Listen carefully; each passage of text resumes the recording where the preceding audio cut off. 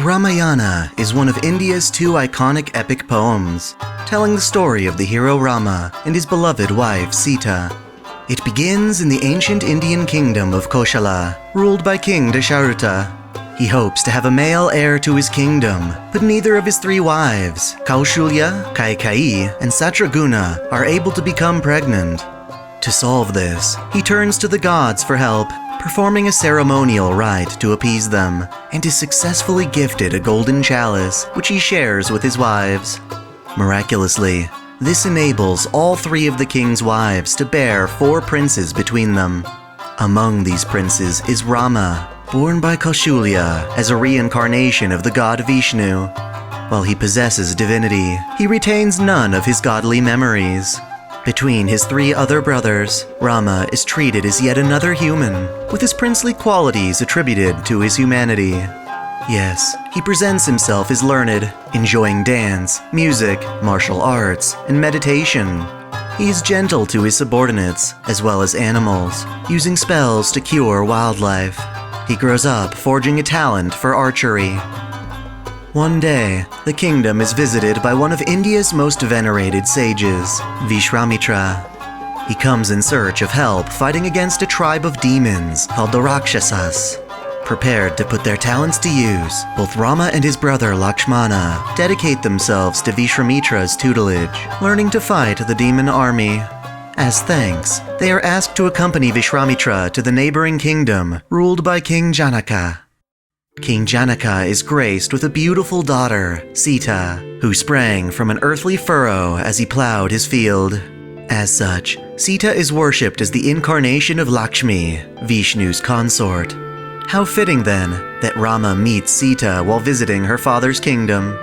The time is ripe, as the king is offering Sita's hand in marriage to the first man capable of stringing the bow of Shiva. This divine bow is incredibly massive and difficult to wield. Thus, Rama causes quite the spectacle when he not only strings the bow, but also draws it so tightly that the entire weapon snaps in his hands. For completing the challenge, Rama and Sita are married with the king's blessing. When it comes time for Dasharatha to give up the throne, he names Rama the successor of Koshala. The people, as well as all of Dasharatha's wives, rejoice at his decision. That is, all but Queen Kaikeyi's maidservant, Manthara. Manthara convinces Kaikeyi that Rama's ascension will deprive her of her royal status, and implores her to try and have her son, Bharata, claim the throne instead. Fortunately, Kaikeyi has an advantage over the king. Years prior, Dasharatha gave her 2 boons, promises to her that she can call upon in a time of need. Kaikeyi thus begs the king to honor those boons. Reluctantly, he complies with her 2 demands, to name Bharata king and to exile Rama to the Dandaka forest for 14 years. When word of his banishment comes, Rama is accompanied in his exile by both Sita and his loyal brother, Lakshmana. Over the following 10 years, they adventure through the forest, defeating more demons, including the ferocious Virata. Rama earns blessings from sages, and even befriends a celestial eagle named Jatayu, who promises to watch over Sita while he and his brother hunt. This isn't to say Sita doesn't fight, however. In fact, she has her own noble phantasm, Haradanu Janaka, peerless bow of reminiscence. Still carrying a grudge against Rama, the Rakshasa demon tribe learns of his exile and sends an army of 14,000 to slay him. With his bow and quill of infinite arrows, Rama downs the entire force, antagonizing the Rakshasa king, Ravana, a 10-headed demon who gained tremendous power by deceiving the great god Brahma. Seeking to exploit Rama's greatest weakness, Ravana targets his beloved Sita.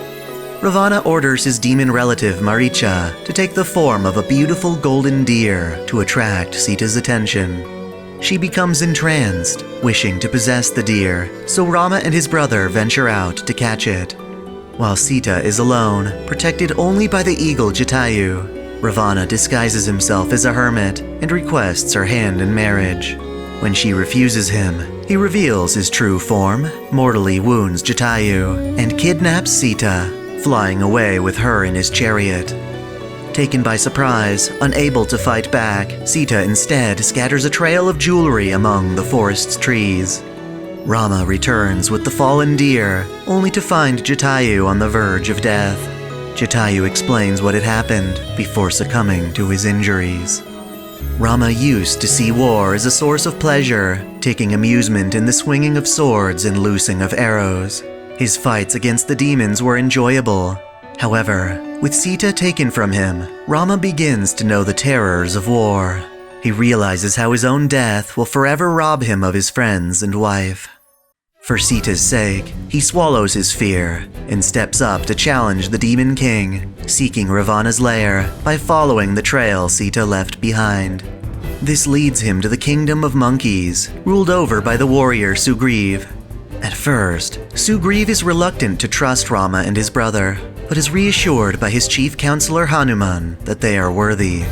Rama demonstrates his archery skills and earns Sugriv's cooperation in rescuing Sita. Before this, however, they must endure the harsh monsoon season, with Rama pining for his wife. As the rains dissipate, Jatayu's brother reveals that Sita is being held in Lanka, across the sea. The monkey counselor Hanuman, being the son of the wind, flies across the ocean to confirm this, and witnesses as a disheveled Sita continually rejects Ravana's advances. She maintains her chastity by concentrating on her love for Rama, which angers Ravana greatly. He threatens to slice up, cook, and eat her if she refuses to marry him within the next 2 months. As Sita contemplates suicide, Hanuman arrives and assures her that Rama is coming to save her. Together, with an army of monkeys, Rama ventures to Lanka, equipped with the powers and weapons given to him by the gods and sages. From Vishwamitra, he has his noble phantasm, Vishnu Baju, Arms of the Great One, a collection of weapons made to oppose the demons. These include chakrams, the javelin Shuravara, the clubs Modaki and Shikari, Shiva's trident Trishula, and the bow he once strung, Pinaka. Perhaps his strongest weapon, however, is Brahmastra, Rakshasa-piercing immortal, the immortal blade gifted to him from birth as Vishnu's avatar. It takes the form of an arrow, but is fashioned into a sword during the fight against Ravana. Tragically, despite all of these assets, Rama manages to commit a fatal blunder. In order to rescue one of his monkey allies, Sugriva, he cowardly sneaks an attack against the enemy monkey king, Vali. Widowed and unable to forgive Rama, Vali's wife, Tara, places a curse upon him. Even if you are able to take back your queen, you will never share joy together with her again. This curse of separation robs Rama of his future with Sita, but he nonetheless proceeds to rescue her. The final battle comes down to a confrontation between Rama and Ravana, where Rama claims victory by striking all 10 of the Demon King's heads with his arrows. Sure enough, the curse remains even after Sita is rescued. The two are supernaturally held apart, never meeting face to face. They will continue to pass each other by until death, when they will return to their godly forms and reunite in the heavens. In the meantime, Rama must cope with eternal separation from her. Because of this, he foolishly finds himself suspicious of Sita's fidelity, having been apart for so long. To prove her innocence, Sita undergoes a fire ordeal, standing atop a pyre as Lakshmana sets her ablaze. Her purity protects her from the flames. Hearing of this, Rama abhors his suspicion, wanting nothing more than to wring his own neck as recompense. When the two find their way home, their exile revoked, Koshala's people continue to question Sita's chastity, and caving to this pressure, Rama banishes her to the forest once more. In isolation, Sita takes refuge in the hermitage of the sage Valmiki and gives birth to Rama's 2 sons, Kusha and Lava. These children come of age and reunite with their father, but even though they more than prove her innocence, Sita knows the curse will prevent her from joining that family. Instead, she calls upon Mother Earth and is swallowed up in the soil she was born from. Rama eventually dies, haunted by his cruelty towards Sita, and wishes upon the Holy Grail for the chance to see her, cuddle her, and speak with her just once more. He is given the chance to pursue this wish as a servant recorded into the throne of heroes. While it seems Rama and Sita reunite as gods in the afterlife, their forms as heroic spirits remain bound by the curse. It becomes an enduring symbol of their love, as the one thing keeping the curse alive is their devotion to one another. Thus, whenever they are summoned as heroic spirits, they are summoned as two sides of the same person, unable to stand in tandem. In the modern era, humanity struggles to reverse Getia's incineration by correcting singularities that emerge throughout history. One such singularity takes place after the founding of the United States of America, during which the Celtic Queen Maeve declares war on the country. Both Rama and Sita are summoned to the singularity as free servants, taking the form of their younger selves. Because Sita is only compatible with the archer class, she takes that role, forcing Rama to be summoned as a saber. One might say this is actually Rama's way of trying to show off to his wife, whom he can no longer see in person. They emerge in different parts of the singularity, and Sita is taken prisoner by the almighty Beowulf. Rama, on the other hand, joins up with Geronimo's resistance, fighting against both Edison's robotic army and Maeve's Celts. This brings him to confront Cuchulainn Altar, who lands a fatal wound with the cursed Gay Bolg. This prevents Rama from being healed until the Gay Bolg's curse is removed. He escapes the fight, but remains on the verge of death until the resistance teams up with Chaldea's master, Ritsuka Fujimaru. Rama is put under the care of Florence Nightingale, who suggests that one way to save him is to find another servant who can confirm his existence in the world. For this purpose, the group heads to the Celtic prison at Alcatraz to rescue Sita. Here, Beowulf stands before them, refusing to release her. In order to rescue his wife once more, Rama faces his enemy despite his condition, and manages to impress Beowulf with his strong conviction. Within the prison, Rama runs to his beloved, but loses his vision and faints from both his injury and the curse of separation. The party finally meets Sita, only to find out that their curse won't permit them to stand together. The only way to cure Rama of his injuries and break the Gay Bolg's curse is for Sita to inherit them on his behalf. For the sake of love, she sacrifices herself, dying to those injuries in order to save her husband. Rama awakens only after Sita's disappearance, and decides to honor her sacrifice by helping Chaldea resolve the singularity.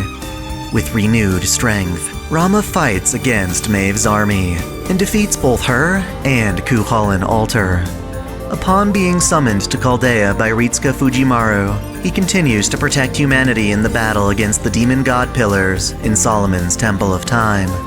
He maintains hope that, someday, he can reunite with Sita as fellow servants of Chaldea, and continues fighting so that day may come.